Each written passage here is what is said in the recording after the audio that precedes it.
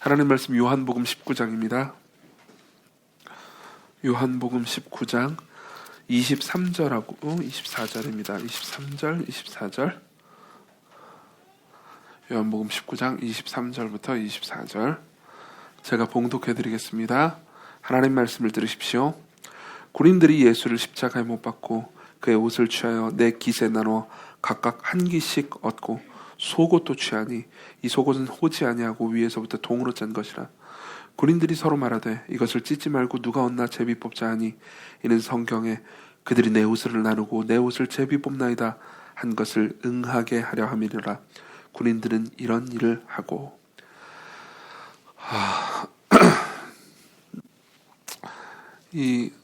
저희는 이제 사순절을 지키지는 않습니다. 왜냐하면 이제 성경에 기록된 절기도 아니고, 그리고 딱히 이제 그런 절기를 통해서 그리스도의 고난과 부활을 기념하는 것이 이제 이렇게 의무화되어 있다고 믿지 않기 때문입니다. 다만 이제 다음 주가 부활절이고, 물론 매주일이 부활절이긴 해요. 부활을 기념하는 날이니까요. 근데 이제 특별히 다음 주에 부활에 대한 설교를 들을 거기 때문에 이번 주에는 그리스도께서 고난 당하신 것에 대한 메시지를 들으면 좋겠다 싶습니다. 그래서 오늘 이제 지금 설교하고요, 이따 오후 예배 설교는 연작 설교입니다. 그 본문도 그 다음 절이에요. 그래서 그리스도의 고난에 대해서 두 번의 설교를 할 거고요. 그리고 내일부터 제가 이제 계속 매일 성경 해설을 안 써드렸죠. 죄송하고요. 내일부터 그 7일 동안은 그 그리스도께서 고난 당하신 것에 대한 해설 묵상을 매일 올려드리겠습니다. 이 예수님께서 십자가상에서 7마디 말씀을 하셨거든요. 가상칠언 말씀을 하셨는데 한마디씩 그 무슨 의미인지 간단하게 이렇게 묵상할 수 있는 글을 매일 올려드리겠습니다. 다음 주 주일까지요. 그래서 그렇게 하시면서 이번 주 한 주를 보내주셨으면 좋겠습니다. 본문은 이제 예수님이 입고 있는 옷을 이제 이 옷이 찢기고 발가벗겨졌다라는 이야기를 하고 있습니다. 원래 이제 이 고대 사회에서의 그 십자가 형벌 있잖아요. 고대 사회에서의 십자가 형벌에서 가장 중요한 이 4가지 원칙이 있었습니다. 십자가 형벌을 이제 고대 사회에서 특히 로마인들이 십자가 형벌을 집행을 할 때 중요하게 여겼던 4가지 원칙이 있어요. 그 기록은 남아 있습니다. 4가지 원칙은 뭐냐면, 첫 번째는 지독한 고통이고, 두 번째는 죽음의 지연입니다. 고통을 지독하게 받게 할 뿐만 아니라 죽음을 오랫동안 지연시켜야 됐고요. 그리고 공적인 전시, 공적으로 드러났어야 했고요. 그리고 마지막으로는 극도의 굴욕을 안겨주었어야 했습니다. 이 4가지가 십자가 처형, 이 형벌의 가장 중요한 요소였어요. 그래서 실제로 그 찰스 스윈돌이라는 사람이 이제 쓴 글에 보면은 이제 이런 얘기가 있습니다. 이제 현대 사형 집행하고 이 고대 사형 집행에는 이제 중요한 차이가 있다, 이 얘기를 하면서 이런 말을 합니다. 첫째, 현대의 사형은 최소한의 증인만 배석한 가운데 은밀하게 이루어진다. 그러나 고대의 사형은 거의 카니발과 같은 분위기 속에서 대중의 구경거리로 집행되었다. 공개 처형의 특별한 목적은 비슷한 범죄를 억제하는 효과에 있었다. 둘째, 현대의 사형은 최대한 신속하고 고통 없는 죽음을 지향한다. 그러나 고대의 방식들은 일부러 죽는 과정을 최대한 연장시키고 고통을 극대화하려고 심혈을 기울였다라고 말합니다. 이 마르틴 행헬이라는 사람이 쓴 십자가 처형이라는 책이 있습니다. 이 책은 굉장히 학술적인 책이라서 읽기가 너무 건조하게 쓰인 책이에요. 건조하게 쓰인 책이긴 하지만은 이제 고대의 그 모든 사료들을 샅샅이 뒤져서 1세기에 그리스도께서 당하신 십자가 처형이 어떤 것이었는지에 대해서 이렇게 드러내거든요. 근데 그런 거 아십니까? 그 자체가 굉장히 참혹하기 때문에 그냥 그 학자가 역사가요, 그 사람은. 역사가 그냥 아주 건조하게 기록해냈는데도 불구하고 읽다 보면 눈물방울이 뚝뚝 떨어집니다. 왜냐하면 이제 이 신자들은 그리스도께서 우리를 위해서 당하신 십자가 처형을 안 떠올릴 수가 없기 때문이죠. 근데 이제 그 중에서 이 본문에서 기록된 것은 이제 공적인 전시와 이 극도의 굴욕을 그리스도께서 어떻게 당하셨는가를 말해주고 있죠. 예수께서 옷을 뺏기셨다. 그러니까 정확히 말하면 발가벗겨지셨다라는 거죠. 이 예수께서 발가벗겨지셨다라는 것은 사복음서에 보면 다 나옵니다. 예, 사복음서 전체에 다 나오고요. 많은 사람들이 이제 예수님의 죽음에 대해서 오해하는 것 중에 하나도 이거죠. 그러니까 여러분들이 그리스도께서 십자가에 달리신 그림 같은 걸 보신 적이 있을 겁니다. 그렇죠? 그런 그림들은 흔하니까요. 근데 그 그림은 고증이 잘못된 게 한두 개가 아닙니다. 십자가 저형 방식을 보면요. 근데 그 중에 하나가 예수님 뭘 이렇게 두르고 계시잖아요. 뭐라도 두르고 계시잖아요. 실제 십자가 저형은 그러지 않습니다. 완전히 발가벗겨지죠. 그러니까 아주 극도의 수치를 안겨주는 것이 십자가 저형이었습니다. 근데 제가 아까 말씀드리기를 이 사복음서 전체에 예수께서 이 발가벗겨지셨다라는 기록은 다 있다고 그랬잖아요. 근데 요한복음에만 그 기록이 뭐라고 되어 있냐면은 24절에서 말하는 것처럼 군인들이 서로 말하되 이것을 찢지 말고 누가 얻나 제비 뽑자 하니 이는 성경에 그들이 내 옷을 나누고 내 옷을 제비 뽑나이다 라는 말씀을 응하게 하렴이라 라는 말이 덧붙여져 있습니다. 그러니까 나머지 세 개의 복음서에서는 군인들이 예수님의 옷을 뺏었다. 그렇죠? 그래서 겉옷은 네 조각으로 나눠가지고 그리고 속옷은 이제 제비 뽑게 해가지고 한 명이 독차지했다. 이 기록이 다 있어요. 그렇죠? 다 있는데 뭐 이렇게 자세히 기록되어 있지 않고 그냥 뭐 제비 뽑아 가졌다 이 기록만 돼 있기도 하고요. 근데 다 있는데 이 오직 요한복음에서만 이게 성경 특히 이제 시편 22편 18절을 이제 성취한 것입니다라고 이제 기록을 해놓고 있어요. 그럼 이제 이걸 통해서 요한이 얘기하고 싶은 바가 무엇인가? 이거를 이제 우리가 살펴봐야 되잖아요. 그렇죠? 그래서 저는 이제 총 세 가지로 이야기를 할 겁니다. 세 단계에 맞춰서 이야기를 할 겁니다. 첫 번째로는 이제 요한의 의도가 뭐냐? 이 사건은 그리스도께서 옷을 찢긴 사건, 옷을 빼앗긴 사건, 발가벗겨지신 사건은 계획된 것이라는 것. 그게 첫 번째고요. 그리고 두 번째로는 그 계획된 사건이 일어남으로써 성취된 게 있다라는 것. 그걸 이제 요한이 말해주고 싶은 거예요. 그리고 세 번째로는 그 성취를 우리가 어떻게 누리는지 두 가지 방식으로 얘기를 할 겁니다. 첫 번째로는 이제 이 사건이 계획된 사건이라는 것이고요. 그리고 두 번째로는 이 계획된 사건이 일어남으로써 우리 성취된 게 무엇인지에 대해서 말씀을 드릴 거예요. 그죠? 그리고 마지막으로는 그 성취를 우리가 어떻게 누릴 수 있는지 두 가지 방식으로 누릴 수 있거든요. 그 두 가지 방식의 성취가 어떤 것인지 말씀을 드리겠습니다. 예수께서요, 십자가에 달리셨을 때, 이제 군병들은 이제 겉옷을 빼앗아 가졌습니다. 겉옷은 아마도 이 굉장히 귀한 직물이었던 것 같습니다. 그때 당시에는 옷이 귀했어요. 옷을, 우리는 뭐 옷을 갖다 막 버리고 그러잖아요. 뭐 작으면 버리고, 심지어 유행 지났다고 버리고 그러는데 지금 같은 대량 생산 시대가 아니었기 때문에, 사람들은 평생에 옷을 그렇게 많이 가지지 않았습니다. 몇 벌 가졌어요. 그러니까 이제 옷은 굉장히 중요한 귀한 재산이었고 이때도 마찬가지였죠. 그리고 여기서 특히 속옷이라고 돼 있는 이 단어 있잖아요. 속옷이라고 돼 있는 이 단어가 당시에는 귀한 직물로 그리스어 단어가 귀한 직물로 만들어진 옷을 가리킵니다. 그러니까는 이제 예수님의 속옷은 굉장히 값이 좀 나가는 옷이었던 것 같아요. 이게 되게 재밌는 게요. 예수님께서는 나사렛에 있다가 예루살렘에 내려가가지고 사역을 하시거든요. 특히 요한복음에 보면 예루살렘으로 내려가셔서 사역을 하신 게 3번이 기록돼 있어요. 우리 모두 예수님의 공생애가 3년이라고 알고 있죠? 그렇죠? 여러분들 다 그렇게 알고 있을 겁니다. 근데 성경에 보면요. 예수님의 공생애가 3년이다. 이렇게 기록된 게 없어요. 추정할 뿐입니다. 3년이 아닐지도 모릅니다. 물론 이제 3년의 가능성이 압도적으로 높긴 합니다. 근데 그 이유가 뭐냐면 예수님께서 예루살렘으로 3번 내려가셨다라는 기록 때문입니다. 그죠? 6월절을 지키시려고요. 그죠? 근데 이제 예수님 절기를 다 지키셨으니까 3년 동안 다 가셨을 확률이 높잖아요. 그러니까 예수님의 공생애가 3년이라고 추정을 하는 거죠. 근데 예수님이 예루살렘으로 가셨을 때마다 그분이 어디서 주무셨다라는 기록이 없습니다. 그 말은 뭐냐면 예루살렘으로 가실 때마다 집이 없었다라는 거죠. 집이 없었음에도 불구하고 예수님의 인기는 엄청났던 것 같습니다. 물론 반대도 엄청났죠. 예.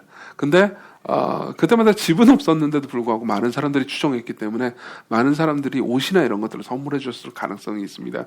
그러니까 예수님께서는 좀 귀한 옷을 입고 있었던 것 같습니다. 그럼에도 불구하고 예수님은 집도 없으셨기 때문에 옷은 그분이 가지신 마지막 재산이었습니다. 그리고 마지막 재산을 로마 군병들에 의해서 강탈당하죠. 어차피 십자가형을 당할 때는요 발가벗겨졌어야 했으니까요. 물론 이렇게 한 이 가장 큰 이유는 간단합니다. 왜 이렇게 했을까요? 고문하기 위해서 했습니다. 단순히 육체적으로 고통을 가하는 것만 고문이 아니고 극도의 수치감을 안겨주는 건 역시 고문이니까요. 사실 여러분들한테 제가 이렇게 둘 중에 하나를 선택해라 그러면 여러분들이 아마 고민할 겁니다. 그러니까 아무도 모르는 상황에서, 물론 둘 다 싫겠지만 아무도 모르는 상황에서 밀실에 갇혀가지고 끔찍한 폭력을 계속 당하는 것과, 그리고 명동거리에 나가가지고 발가벗겨져가지고 아무런 육체적 고통을 당하지는 않지만 발가벗겨져가지고 끌려다니면서 사람들한테 구경당하는 거, 둘 중에 하나를 선택해라. 그러면 여러분들 뭘 선택하시겠습니까? 물론 이제 둘 다 싫겠죠. 둘 다 싫지만은 아마 제 생각에는 물론 두 번째를 선택하는 사람도 없진 않을 겁니다만 첫 번째를 선택하는 사람도 꽤 많을 겁니다. 저한테 한번 자문을 해본 적이 있거든요. 근데 저도 차라리 그냥 맞고 말래 이런 생각이 들더라고요. 물론 예수님께서는 모두를 당하셨죠. 그렇죠? 그렇기 때문에 예수님의 십자가를 생각하면 사실 고통만 생각하기 쉽지만 사실은 부끄러움도 어마어마한 고통이었다는 것을 기억해야 됩니다. 근데 요한은요, 그러니까 다른 복음서를 보면은 예수님이 이렇게 고통스럽겠구나 라고만 생각하고 끝나기 쉬운데, 요한은 거기서 멈추지 말고 한 발 더 나가기를 요구합니다. 뭐냐면은 이게 시편 22편에 다윗이 쓴 시거든요. 22편 18절에 기록된 것이 성취된 것이라는 말인 거죠. 그렇죠? 여기서 이제 이 기록된 것이 어떻게 성취된지를 좀 이따 얘기할게요. 근데 여기서 이 기록된 것이 성취된 것이다라는 것을 우리가 들음으로써 우리가 믿음을 가지도록 요구하는 게 있습니다. 그게 뭐냐면 이게 계획된 거라는 겁니다. 예수님의 십자가 형벌도 계획된 것이지만 예수님께서 지금 옷이 찢김만 당하는 것도 계획된 거고요. 그리고 나서 예수님이 지극히 목마르게 된 것도 계획된 거고요. 모든 것이 다 계획된 거라는 거예요. 잘 보십시오. 계획된 것이라는 것을 아는 것은, 특히 예수님 자신에게요, 계획된 것이라는 것을 아는 것은 굉장히 중요합니다. 예수님은요, 십자가에 달리실 때요, 지금 이게 이제 시편 22편의 성취라고 그랬잖아요. 근데 이 시편 22편을 나중에 좀 이따 인용도 해드리겠지만은 시편 22편을 나중에 집에 가서 한번 읽어보십시오. 그러면요, 되게 소름 끼칠 정도로 뭐야 이거 예수님의 십자가 처형을 그대로 말해주고 있잖아 라는 생각이 들 겁니다. 이건 다윗이 쓴 시임에도 불구하고요. 그렇죠? 시편 22편을 보잖아요. 그러면은 예를 들면 시편 22편 1절 자체가 나의 하나님 어찌하여 나를 버리셨나이까 라는 말입니다. 여러분, 이 말은 시편 22편 1절의 말로 유명하기보다는 예수님께서 십자가상에서 하신 말로 훨씬 더 유명하죠. 그렇죠? 그러니까 예수님께서는 이미 지금 십자가상에 오를 때마다 오르신 상태의 머릿속으로 생각하신 게 시편 22편이에요. 예수님께서는 시편 22편을 꽉 붙잡고 계셨습니다. 지금 예수님께서 생각하고 계신 거죠. 지금 나는 시편 22편이 성취되고 있는 중이다. 그렇죠? 이건 하나님의 계획이 성취되고 있는 중이다. 나는 버림받지 않았다. 물론 나는 버림받을 거지만 나는 최종적으로 버림받은 것이 아니다 라고 생각한 거죠. 자, 이게 무슨 의미인지 좀 설명해 드리겠습니다. 여러분들한테 적용을 하기 위해서요. 잘 보십시오. 어떤 사건이 일어났습니다. 특별히 그게 불행한 사건이에요. 근데 그게 계획됐다는 것과 그 계획을 한 존재가 선하다라는 것을 믿고 있잖아요. 그러면 그것이 굉장히 고통스러운 사건이라 하더라도 우리는 좀 안심할 수 있습니다. 다시 한번 말씀드릴게요. 어떤 사건이 일어났는데 그 사건이 계획된 것인 동시에 그 계획을 한 주체가 선하다라는 것을 확신하잖아요. 그러면 우리는 안심할 수 있습니다. 이거 옛날에 제가 예를 한번 들어드렸는데 다시 한번 똑같은 예를 드리죠. 보세요. 누가 칼로 나를 푹 찔렀습니다. 배를. 그죠? 근데 이게 계획된 게 아니고 우연이었다고 합시다. 누가 지나가다가 그냥 아무 생각 없이 조심성 없이 칼을 막 들고 다니다가 막 그러면서 칼을 이렇게 들고 다니다가 갑자기 확 팔을 폈는데 제가 거기 있었던 거예요. 그래서 푹 찔렸습니다. 그죠? 이건 계획된 게 아니죠. 그럼 저는 무슨 생각을 하겠습니까? 그죠? 계획된 건 아니라서, 물론 분노는 하겠죠, 당연히. 그죠? 계획된 게 아니라서 속으로 무슨 생각하겠습니까? 오늘 내가 운이 없었구나. 그죠? 재수가 없네. 이런 식으로 생각할 거 아닙니까? 그래서 빨리 병원을 가야지. 그러면서 이제 가겠죠. 그죠? 계획된 게 아니라면 저는 이런 생각을 할 겁니다. 굉장히 고통스러울 겁니다. 왜 나한테 이런 일이? 그죠? 근데 만일요, 이게 계획된 거고요. 그리고 계획한 사람이 악한 사람이라고 합시다. 그럼 더 절망할 겁니다. 그죠? 그 사람이 날 죽이려고 칼로 내 배를 찔렀다. 그죠? 그러면 계획된 것이기 때문에 재수가 없군. 이렇게만 생각하진 않을 겁니다. 운이 없다고 생각하진 않을 거예요. 그죠? 그렇지만 더 무서워지겠죠. 왜 그 사람이 나를 죽이려고 들지? 왜 그 사람이 나를 나쁘게 대했지? 왜 그 사람이 나를 고통스럽게 하지? 내가 그 사람한테 뭔 잘못했지? 그 사람은 나쁜 놈이야. 그러면서 분노에 차겠죠. 그죠? 예. 근데 만일요, 계획되었는데도 계획되었을 뿐만 아니라 선한 의도를 가지고 있다고 합시다. 그죠? 그 사람이 칼로 내 배를 그었습니다. 근데 그 사람이 누구냐면 외과 의사예요. 외과 의사가 내 배를 칼로 그은 이유는요, 내 안에 있는 종양을 꺼내기 위해서입니다. 그럼 우리는 어떻게 되죠? 안심할 수 있습니다. 심지어 전장에서 마취가 안 된 상태에서요. 마취가 안 되면 너무너무 끔찍하게 고통스럽겠죠? 그죠? 마취가 안 된 상태에서라도요, 외과 의사가 선한 의도를 가지고, 기술과 지식을 가지고요, 선한 의도를 가지고 칼로 내 배를 찔렀다. 그래도 우리는, 물론 엄청나게 고통스럽겠죠. 그래도 안심할 수 있습니다. 그죠? 예수께서 붙잡으셨던 게 이거였어요. 예수께서 붙잡으셨던 게 이거였어요. 엄청나게 고통스럽습니다. 그죠? 육체적인 고통뿐만이 아닙니다. 엄청나게 수치스럽습니다. 사람들이 다 쳐다보고 있고요. 나를 조롱하고 있어요. 그럼에도 불구하고 성자 하나님께서는요, 예수님께서는요, 머릿속으로 이거 시편 22편의 성취다. 이미 이 일이 있을 것을 하나님께서는 다윗을 통해서 예언하셨다. 그리고 그 예언이 지금 내게 성취되고 있는 것이다. 하나님께서는 선하시다. 내가 믿고 내가 알고 있는 하나님은 선하시다. 내가 믿고 내가 알고 있는 하나님은 선하시다. 이 일은 계획된 것이다. 계획됐을 뿐만 아니라 계획하신 분이 선하시다. 그러니까 나는 너무나 고통스럽고 너무나 괴롭고 너무나 끔찍한 일을 겪고 있지만 나는 절망할 필요가 없다. 여러분, 예수님께서도요, 십자가상에서는 성부 하나님의 선하심을 신뢰하고 믿으셨어야만 했습니다. 그리고 그분은 머릿속으로 수도 없이 계속해서 시편 22편을 되뇌이시면서요. 좀 이따 시편 22편 보겠지만요, 굉장히 놀랄 정도로 또 시편 22편 전체가 십자가 사건을 통해서 성취되는 것을 봅니다. 머릿속으로 계속 시편 22편을 되뇌이시면서요, 그죠? 하나님께서 이것을 계획하셨다. 그리고 그 하나님은 선하시다. 내가 지금 이 고통을 당하면서 하나님께서는 엄청나게 선한 일을 성취하실 것이다. 성부 하나님은 나를 통해서 그분의 사랑을 드러내실 것이다. 그분은 영광을 받으실 것이다. 나는 높임을 받을 것이다. 라고 확신하고 계셨습니다. 그죠? 이걸 말해주고 싶었어요. 요한은 단순히 예수 그리스도의 고통이요, 그냥 고통을 당하는 것임을 말하고 싶지 않았습니다. 다른 세 개의 복음서의 십자가 처형의 방법을 묘사한 부분하고요, 요한복음의 십자가 처형을 묘사한 부분은 약간 온도 차이가 있습니다. 예. 온도 차이가 있는 가장 큰 이유가 있습니다. 뭐냐면은 그래서 요한복음까지 해가지고 우리는 완전한 성경을 가지게 된 거죠. 세 개의 복음서만 보면요, 자칫 잘못하면 우리 예수님 너무 불쌍해 이런 생각만 하기 쉽습니다. 그죠?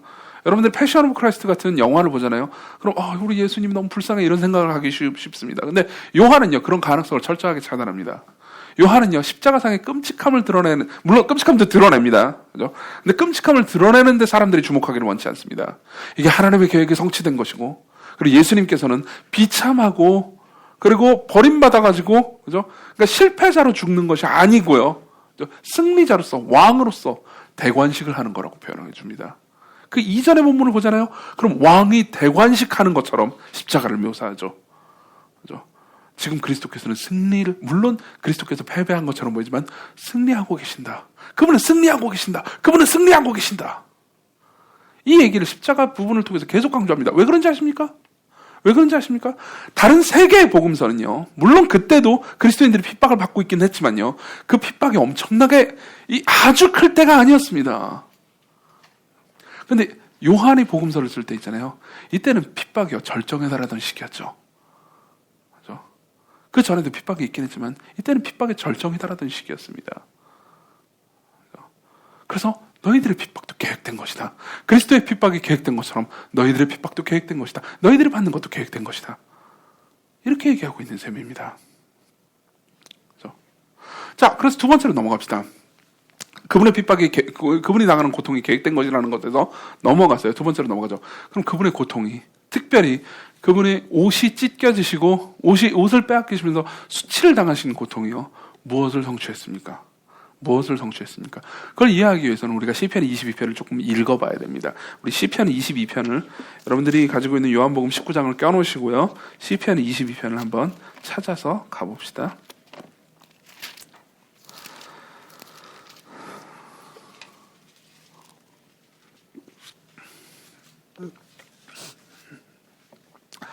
자, 22편 펼치셨으면 제가 읽어드리겠습니다. 1절.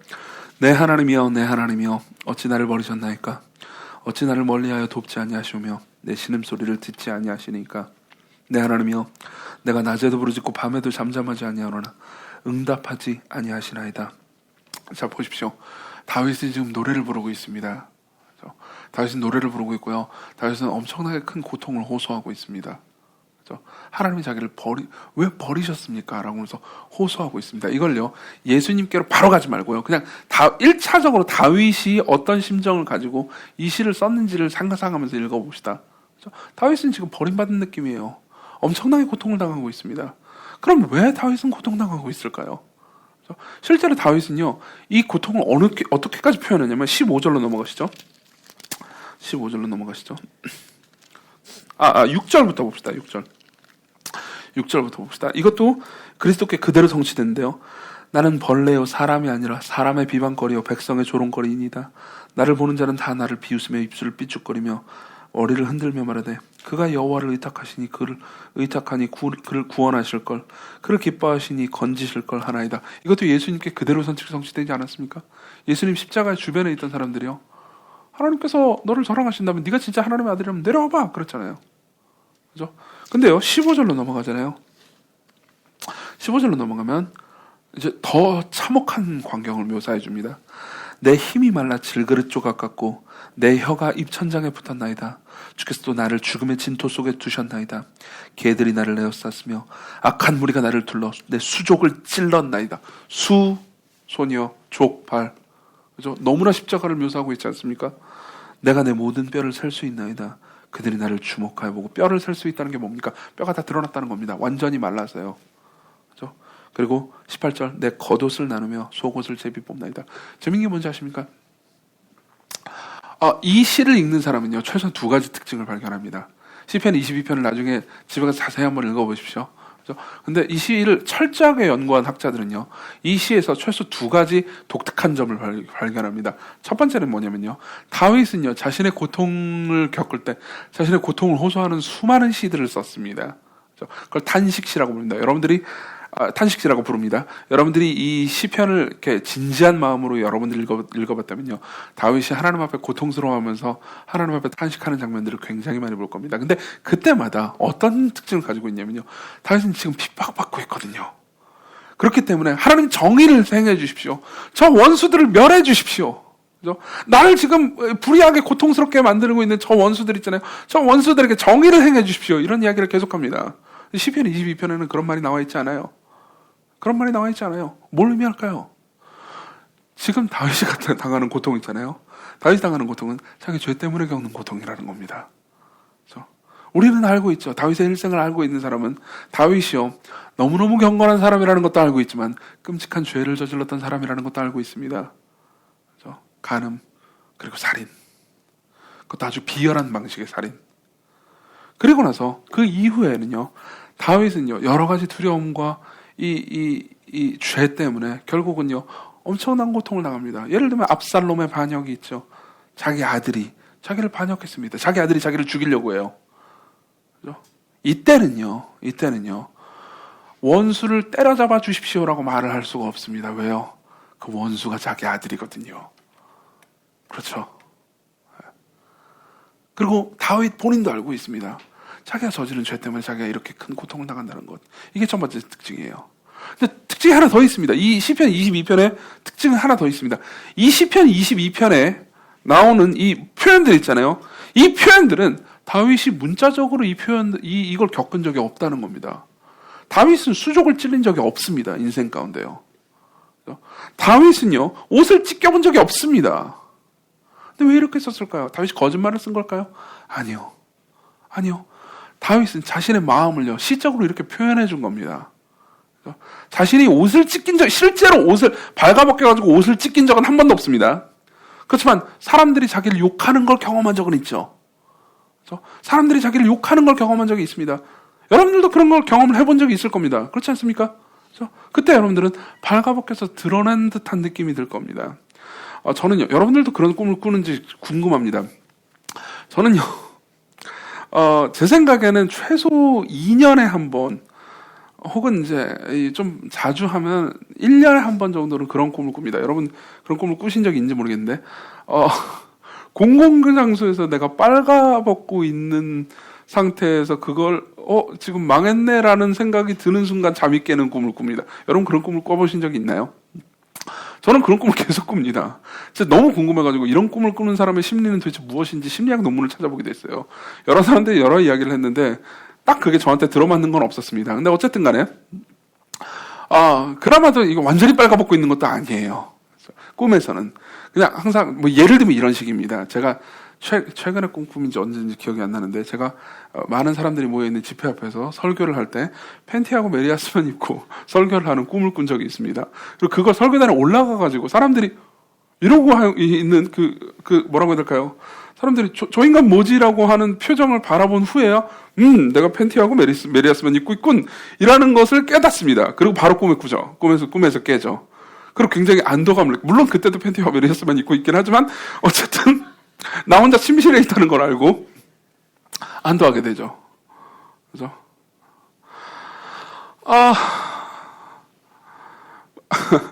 그 꿈이긴 하지만, 그죠? 꿈이라서 오히려 안도감을 느끼잖아요. 근데 저는 그런 느낌은 여러 번 느껴본 적이 있습니다. 그죠? 제가 이제, 물론, 뭐 저의 실수 때문이긴 하지만, 이 온라인 공간에서 굉장히 이 소위 악플에 시달려 본 적이 있습니다. 이제 예전에도 한번 말씀드린 적이 있죠. 그때 저는 그러니까 사람들한테 보통 조리돌림이라고 하죠.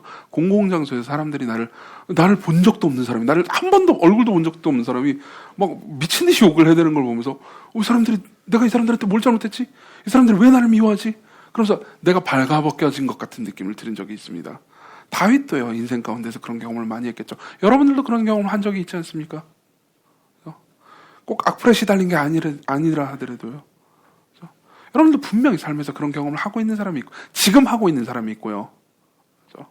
그런 경험을 해본 적이 있을 겁니다. 그때 여러분들은 어떤 생각이 들죠? 내가 노출된 것 같습니다. 그래서 다윗도 그런 생각을 했죠.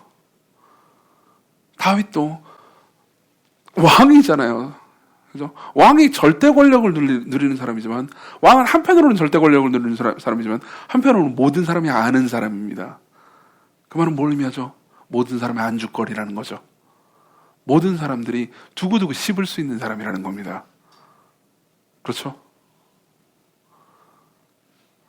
지독한 고통, 지독한 모욕, 자기가 발가벗겨진 것 같은 느낌. 실제로 자신이 발가벗겨진 적은 없지만 자신이 발가벗겨진 것 같은 느낌, 자신이 수족이 꽁꽁 매인 것 같은 느낌, 그걸 이렇게 표현한 겁니다. 개들이 나를 에워쌌으며 악한 무리가 나를 둘러 내 수족을 찔렀나이다. 내가 내 모든 뼈를 셀 수 있나이다. 그들이 나를 주목하여 보고 내 겉옷을 나누며 속옷을 제비 뽑나이다. 그죠? 다윗은 그런 느낌을 가진 겁니다. 실제로 이걸 경험한 게 아니고요. 그리고 예수님으로 넘어가죠. 요한은 무슨 얘기를 하고 싶은 겁니다. 요한복음이요.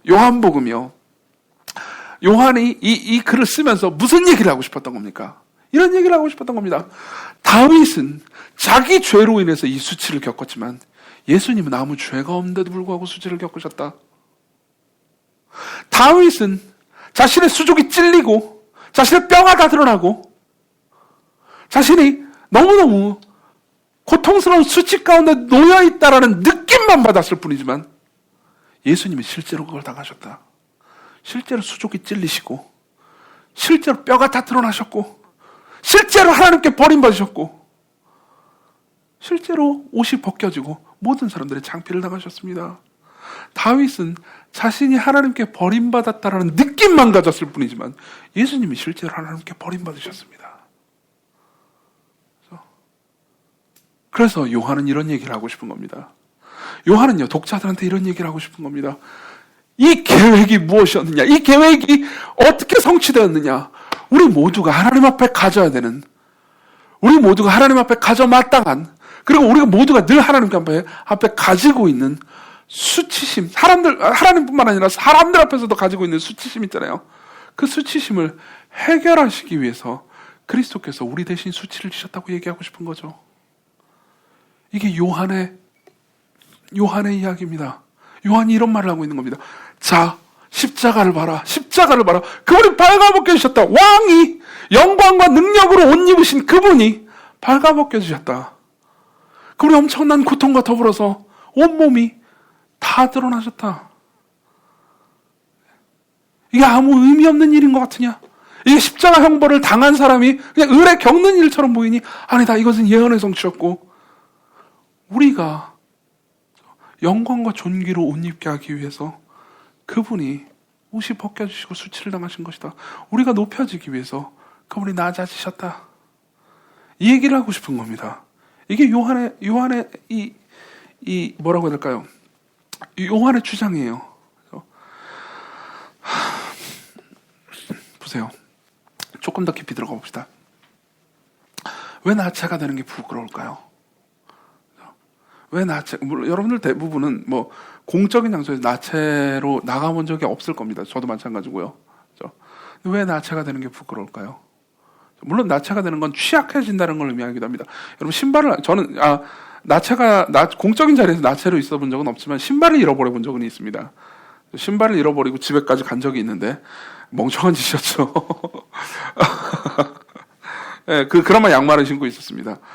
걷기가 진짜 힘들더라고요. 굉장히 고통스러웠어요. 뭐 찔리진 않을까? 뭐 찔리진 않았어요. 뭐 찔렸는지도 몰라요. 근데 이제 발이 너무 두꺼워서 괜찮았을 겁니다. 근데요.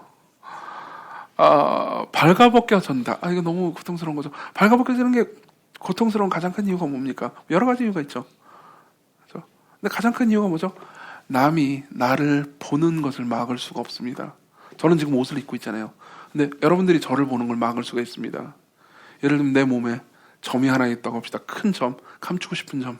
그죠? 근데 옷을 입고 있으면 감출 수 있잖아요. 근데 옷을 벗고 있으면요, 감출 수가 없습니다. 게다가 예수님 생각해 보십시오. 옷을 벗고 있을 뿐만 아니라 손발이 묶여 있습니다. 아무것도 가릴 수가 없어요. 그죠? 창세기로 가보잖아요. 그럼 이 이야기가 있습니다. 창세기로 가면 이 이야기가 있습니다. 여러분들 다 기억하실 이야기니까 간단하게만 설명해 드리겠습니다. 아담과 하와가 있었고요. 아담과 하와는요, 창세기 2장에 기록되어 있습니다. 옷을 벗었지만 부끄러워하지 않았습니다. 옷을 벗었지만 부끄러워하지 않았습니다. 이게 무슨 의미일까요? 죄를 짓기 이전에는요, 옷을 안 입는다라는 걸 말해주고 싶은 걸까요? 인간의 의복 생활은 인간의 타락 때문에 시작됐다라고 얘기하고 싶은 걸까요? 아닙니다. 그렇지 않습니다. 인간이 타락하지 않았다 하더라도 인간은 옷을 만들었을 거고요. 옷을 입었을 겁니다. 그 의미가 아니에요. 옷을 입지 않아도 하나님 앞에 부끄러운 것이 없었다. 서로에게 부끄러운 것이 없었다라는 말은 이런 의미입니다. 나를 다 드러내도 하나님 보시기에는 완전히 순전했다. 하나님이 나를, 아담과 하와를 사랑하시기에 아담과 하와 입장에서 걸리는 게 없었다라는 말입니다. 좀 더 설명해보죠.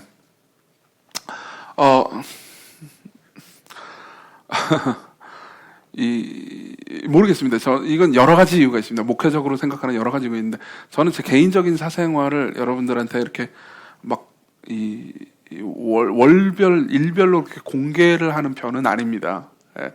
어떤 목사님들은 그렇게 하시는 분도 계시더라고요. 저는 뭐 꼭 그게 잘하는 거다라고 평가하고 싶지도 않고 못하는 거라고 평가하고 싶지도 않고요.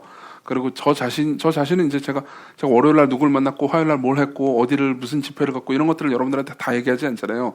이게 꼭 잘하는 거라고 얘기하고 싶지도 않고요. 그리고 꼭 잘못하는 거라고 얘기하고 싶지도 않습니다. 이거는 뭐 그냥 교회마다 사정껏 할 수 있는 거라고 봅니다. 물론 중요한 일이 있을 때는, 저 개인 신상에 중요한 일이 있을 때는 반드시 얘기를 해야겠죠. 저는 뭐 이 시각교회 내에서는 공적인 사람이기도 하니까요. 근데 이 여러 가지 이유가 있지만, 제가 제 개인적으로 이 삶을 살아갈 때 이 어디를 가고 뭘 했는지 다 얘기하지 않는 가장 큰 이유는, 모르겠습니다. 이게 가장 큰 이유는 아닐 수 있습니다. 가장 큰 이유는 아닌데, 저는 저 자신을 좀 부끄러워하는 면이 있습니다. 저 자신을 진짜 그래요. 왜 그런지 모르겠습니다. 저는 좀 약간 부끄럽습니다. 제가 어디를 갔다 그래도 부끄러워요. 그걸 뭐 나쁜 데 간 게 아니고 좋은 데 가서도, 뭐 제가 예를 들면 도서관에 갔다 그래도 좀 부끄러워요. 그리고 왜 부끄러운지 모르겠습니다. 노래방에 갔다 그럼 더 부끄럽겠죠? 아니, 근데 노래방 간 게 죄는 노래방 간 적도 없지만 죄는 아니잖아요. 그런데도 부끄럽습니다. 저는 제가 어딜 간 걸 누가 아는 게 싫어요. 왜 그런지 모르겠습니다. 근데 제가 제일 싫어하는 것 중에 하나는, 제가 제 연약함을 드러낸다고 그래가지고 이게 극복하고 있지 않은 중이라고 생각하지 마십시오. 극복하고 있는 중입니다. 제가 제일 싫어하는 것 중에 하나는, 그러니까 뭐라고 할까, 되게 어려워하는 것 중에 하나는요, 여러분들이 저를 칭찬할 때예요. 참고로 칭찬하는 거 되게 좋아합니다. 되게 좋아하는데, 관종이잖아요. 되게 좋아하기도 하는데, 또 사람 한편으로 되게 부끄러워하고, 되게 부끄럽습니다. 왜 그런지 얘기해 드릴게요. 제가 진지하게 분석을 해봤습니다. 제가 그래서 제 일기에 장문으로 기록해 놓기도 했어요. 예를 들면 여러분들 중에 제가요, 저한테, 목사님 의외로 굉장히 똑똑하시네요 라고 말하잖아요. 물론 의외로라는 단어는 항상 붙죠. 그러면요, 저는 부끄럽습니다. 왠지 아세요? 내가 사기를 치는 것 같은 느낌이 들 때가 있습니다. 나 그렇게 똑똑하지 않은데. 내가 마치 전문가인 것처럼 말을 했지만 실제로 나 거기에 대해 잘 모르는데. 내가 신학을 굉장히 잘하는 것처럼 말하고 있긴 하지만 어떤 책을 읽어가지고 그 책에 대해서 그 사람에 대해서 정통한 것처럼 말하고 있긴 하지만 사실 잘 모르는데 난 사기를 치는 게 아닐까? 그 말은 무슨 의미인지 아십니까? 좀 더 깊이 들어가면 어떤 의미인지 아십니까? 내가 진짜 누군지 안다면, 이정규가 진짜 누군지 안다면 사람들은 나를 좋아하지 않을 거야. 시건교회에 출석하는 사람들이 이정규가 진짜 누군지 알고도 여기에 계속 출석할까? 실망해서 떠나지 않을까? 이런 두려움이죠. 그렇죠? 제가 제 얘기를 굳이 하는 이유는 여러분들도 똑같은 마음을 가지고 있을 거라고 확신하기 때문입니다. 그렇죠? 여러분들은 그렇지 않습니까? 여러분들의 친구가 진짜 내가 누군지 안다면 저 친구가 나를 싫어할 텐데. 심지어 여러분들은요, 내 남편이, 내 아내가 진짜 내가 누군지 안다면 날 싫어할 거야 라는 생각을 하신 적이 있습니다. 있을 겁니다도 아닙니다. 있습니다. 여러분들은 그런 생각을 한 적이 있을 겁니다. 있을 겁니다로 물러나겠습니다. 안 한 사람도 있을 수도 있으니까. 근데 대체로 있습니다. 모든 사람들은 수치심을 느낍니다. 내가 진짜 누군지 안다면 저 사람이 나를 향한 호의를 걷어버릴 것 같아. 내가 진짜 누군지 안다면 저 사람이 나를 이제 그만 사랑할 것 같아. 여러분, 인간은요, 하나님을 향해서도 똑같은 마음을 가집니다. 하나님이 내가 진짜 누군지 안다면 나를 싫어할 거라는 생각. 이게요, 아담과 하와가 죄를 범하고 나서 무화과는 나무 잎으로 자신의 몸을 가린 이유였어요. 그 전까지는요, 아담이든 하와든 내가 진짜 누구인지 하나님 당연히 아실 뿐만 아니라 내가 진짜 누구인지 안다면 나를 미워할 텐데라고 생각할 필요가 없었습니다. 근데 아담과 하와는요, 이제 숨기는 게 있습니다. 부끄러운 게 있습니다. 하나님이 진짜 나를 안다면요, 나를 싫어할 텐데라고 생각할 수밖에 없어요. 여러분, 이게요, 놀랍게도요, 무신론의 이유이기도 합니다. 무신론의 이유이기도 합니다. 아주 호전적이고 강력한 무신론자들은요, 대체로 신이 없다 정도가 아니고요, 신이 없어야 한다까지 나갑니다. 이걸 무신론이 아니고 반신론이라고도 하죠. 대표적인 반신론자는요, 크리스토퍼 히친스가 있습니다. 리처드 도킨스 같은 사람도 있지만요. 근데 크리스토퍼 히친스가 했던 말 중에서 되게 재미있는 말이 있습니다. 이 말은요, 크리스토퍼 히친스가 그렇게 철학적으로 이렇게 잘 짜여진 무신론자가 아니고 실제로는 이제 허점이 굉장히 많은 무신론자였기 때문에 두고두고 이제 크리스토퍼 히친스를 비난하는 사람들의 먹잇감이 되기도 했죠. 실제로 TV 프로그램에 나와가지고 크리스토퍼 히친스가 신이 없어야 한다라는 주장을 하다가 이런 이야기를 합니다. 들어보십시오. 24시간 하늘에서 당신을 감시하는 존재가 있다고 생각해 보십시오. 잠을 자든 깨어있든 당신의 일거수일투족 모든 생각이 다 이 신에 의해서 검열되는 겁니다. 정말 이걸 원합니까? 당신의 어머니 자궁에 착상한 순간부터 죽는 그 순간까지 검열되는 것을. 여러분, 이 말을 잘 생각해 보십시오. 크리스토퍼 히친스가 왜 하나님이 없어야만 한다고 생각한 겁니까? 왜 없어야만 한다고 생각한 겁니까? 신이 있다면요, 나를 다 알 겁니다.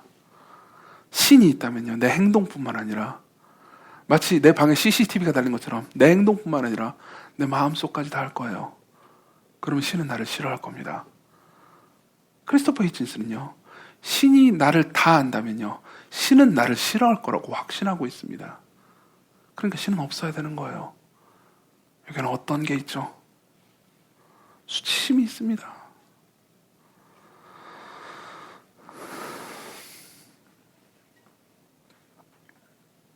다윗이 느꼈던 게 이 수치심이었고요. 저는 다윗에게 그리고 크리스토퍼 히친스에게요, 복음을 전해줄 수 있습니다. 물론 참고로 크리스토퍼 히친스는 죽었습니다만. 세 번째로 넘어갈게요. 우리가 어떻게 그리스도께서 성취하신 것을 누릴 수 있는지. 두 가지로 누릴 수 있습니다. 첫 번째. 그분이 우리의 수치를 대신 지셨습니다. 우리가 당해야 되는 수치를 계속 대신 지셨어요. 그분은 죄인이 아닙니다. 근데요, 우리가 죄인이죠. 오직 죄인만이 겪는, 죄인만이 느끼는, 사람들이 나를 진정으로 알면 날 싫어할 거야. 신이라 하더라도 그가 진정으로 날 알면 그가 나를 싫어할 거야. 라고 느끼는 그 수치심 있잖아요. 나를 가리고 싶어하는 그 수치심.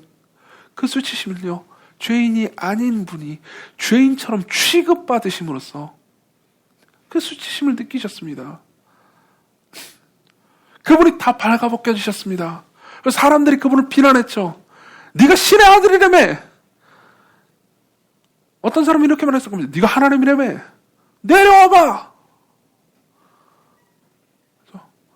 근데 진짜 절망스러웠던 건 뭔지 아십니까?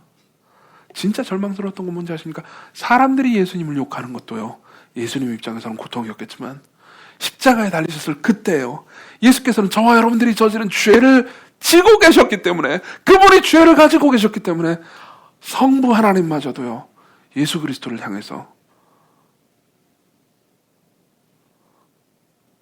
예수 그리스도를 버리면서 저주하시면서 예수님이 성부 하나님께 수치심을 느끼게 만들었습니다. 물론 예수님은 죄가 없으십니다. 근데 예수님은요, 사람들뿐만 아니라 하나님께로부터도 버림받으셨죠. 그렇죠? 그분이, 죄가 없으신 분이요, 그런 극단의 수치를 경험하심으로써, 극한의 부끄러움을 경험하심으로써 우리에게 주신 게 있습니다. 그분의 의를 우리에게 옷으로 주셨죠. 하나님은요, 성부 하나님은요, 여러분들을 다 들여다보십니다. 여러분들의 삶을 다 들여다보실 뿐만 아니라 여러분들의 마음속을 다 들여다보십니다. 성부 하나님은요, 여러분들의 마음 가장 깊은 곳에 있는 지옥을 들여다보십니다. 그럼에도 불구하고 성부 하나님은요, 예수 그리스도 때문에 그걸 다 아시면서도 여러분들을 점도 흠도 없는 완벽한 존재로 사랑하실 수 있습니다. 완벽한 존재로 사랑하실 수 있어요. 저는 크리스토퍼 히친스한테 복음을 전할 수 있습니다. 24시간 동안 당신을 감시하는 그 존재가 24시간 동안 당신을 영원히 기뻐하고 즐거워하고 당신을 사랑할 수 있습니다. 당신이 저지른 일에도 불구하고요. 왜요? 예수 그리스도께서, 하나님의 아들께서 당신이 겪고 있는 그 수치를, 대신하여 수치를 당하셨고요. 그리고 하나님의 아들의 옷을 당신이 입는 순간, 하나님의 아들이라는 의로움을 당신이 입는 순간, 성부 하나님은 당신을 영원히 사랑스럽게 보십니다. 성자 하나님도, 성령 하나님도 당신을 영원히 사랑스럽게 보십니다. 당신을 영원히 사랑스럽게, 점도 흠도 죄도 부끄러움도 아무것도 없는 완전히 발가벗겨진 상태에도 하나님은 늘 여러분들을 발가벗겨진 상태로 보실 수 있는 분이에요. 그분이 전지하신 분이잖아요. 그죠? 그럼에도 불구하고 여러분들을 영원히 기뻐하십니다. 여러분들은요, 하나님이 진정으로 날 알면 나를 싫어하실 거야 라고 말할 필요가 없습니다. 하나님은 여러분들을 진정으로 다 아는데도 여러분들을 좋아하십니다. 여러분들이 그리스도 안에 있다면요. 여러분들이 그리스도 안에 있다면요.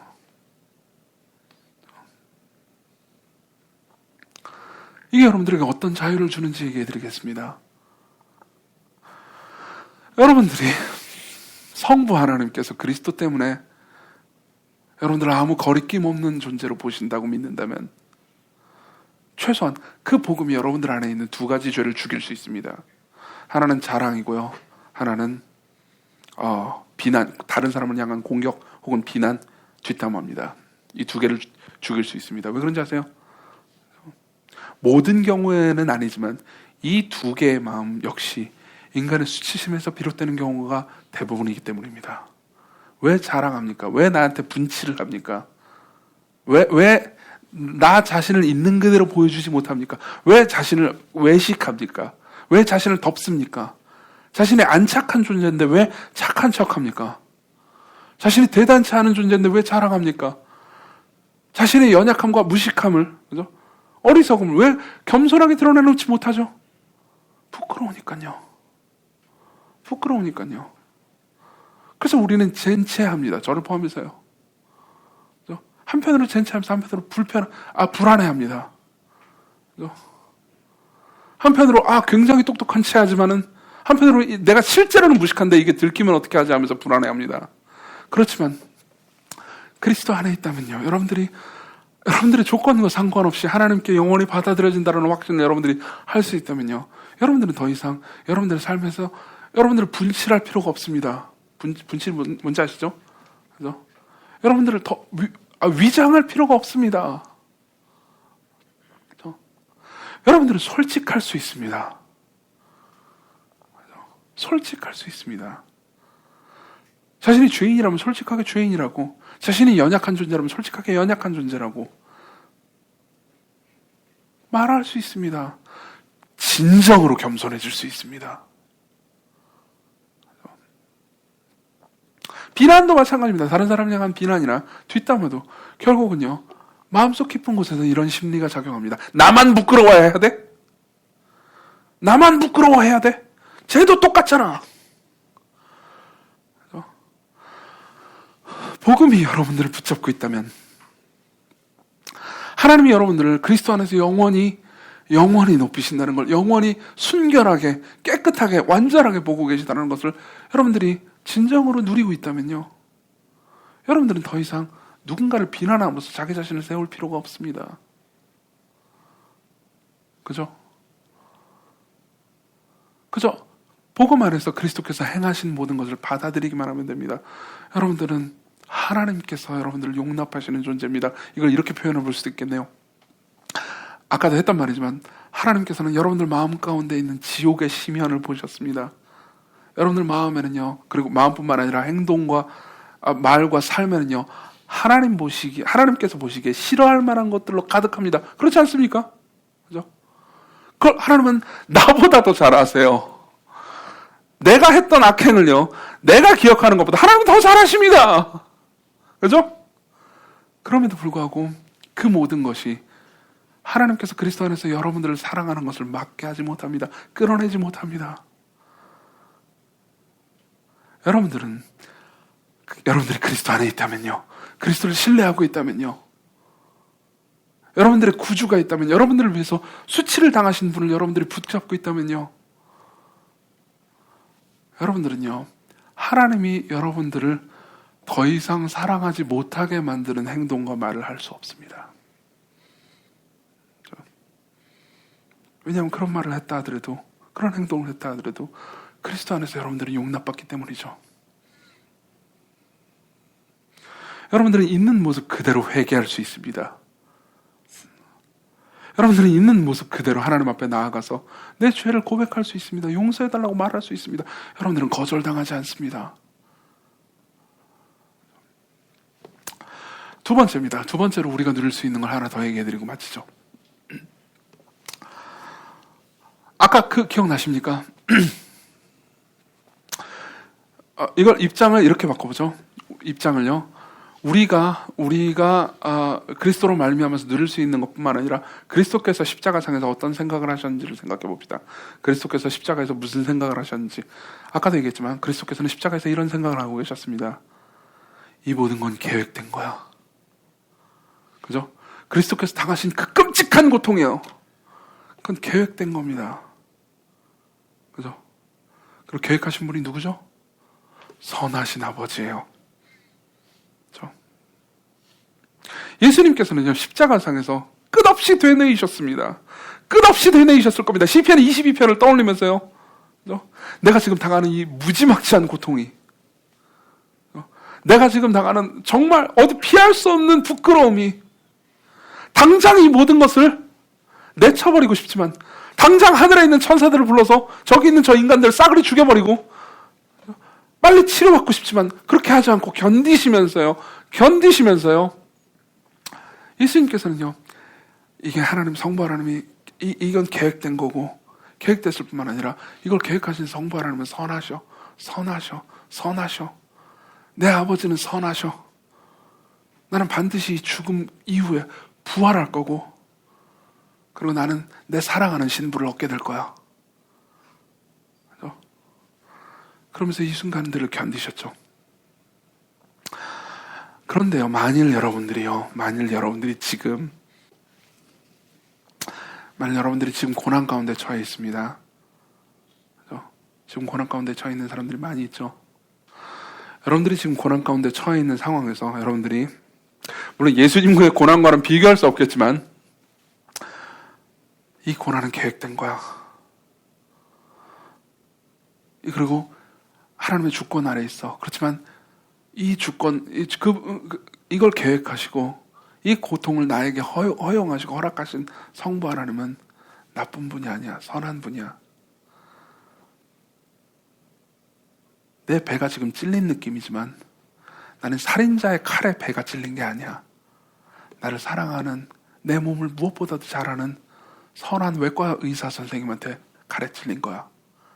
그 외과 의사 선생님은 내 배를 갈라서 내 안에 있는 종양을 깨끗하게 제거하고 나를 완벽하게 치료해 줄 거야. 그러니까 인내하자. 지금 고통스럽지만 인내하자. 여러분들이 고난 가운데 그런 생각을 하고 있잖아요. 여러분들이 만일 고난 가운데 그렇게 인내하고 있다면요, 여러분들은요 지금 십자가를 지고 있는 셈입니다. 그렇죠? 예수께서 뭐라고 하셨는지 아세요? 누구든지 나를 따르려거든 자기를 부인하고 자기 십자가를 지고 나를 따르라고요. 그리스도께서 십자가에서 당하신 게 뭐죠? 십자가에서 그리스도께서 견디신 게 뭐죠? 이건 계획된 거야. 그리고 계획하시다 그러면 선하셔.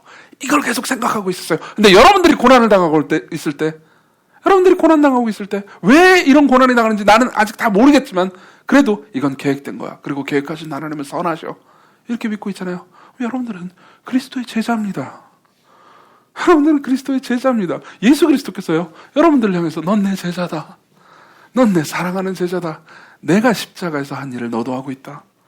내가 십자가에서 견딘 일을 너도 지금 견디고 있다. 나는 너를 위해서 지금 네가 당하는 것보다 더 큰 고통과 더 큰 수치를 능히 견뎠단다. 그리고 네가 이걸 견딜 수 있도록 도와줄 수 있어. 나를 따르라.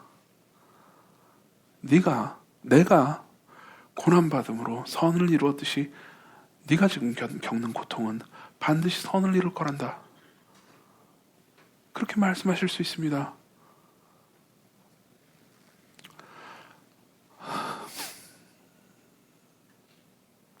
그리스도께로 오십시오. 그분을 신뢰하십시오.